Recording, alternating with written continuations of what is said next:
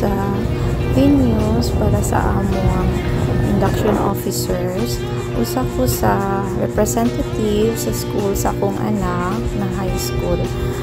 O dito na mo i-held ang induction officer. So nangita gid sila venue kaning venue ginasponsoran sa usa sa mga bigati na parents na mga officers school. So na-amaze kay kuan kay tagsaon ra kay ni siya ba na nindot siya na experience o diha maka-social ta sa lain mga parents po sa school, teachers na kaya mag-meet me, mag-socialize me, more ila-ila jud ni dito na-excite kayo ko din na mo attend ani.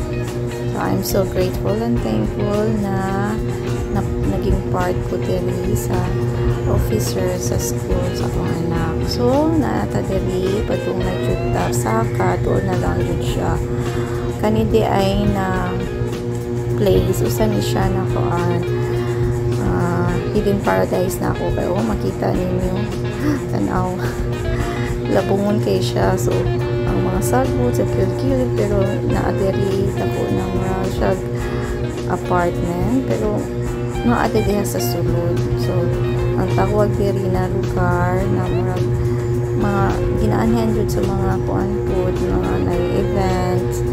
So kani ay Barcelona's Quintals. So nanaka sa sulod muni nabungod ako ang pool.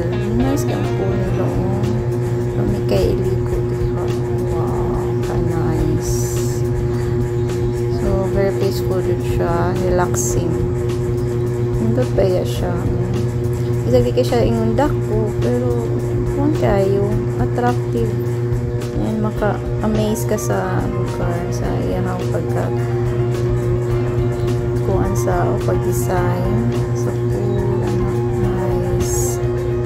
See, nami kay ligo pero takaligo overnight ni sila dari pwede matulog na pero ako hindi ko patulog syempre na ay nagpaabot.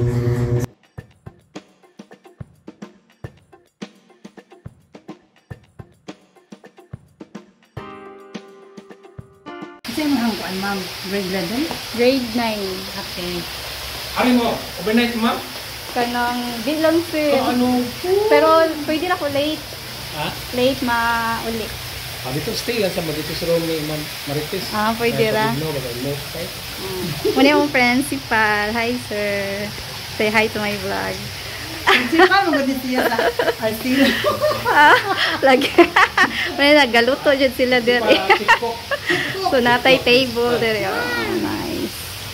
Muna si ma'am sa kana ko. Japwes.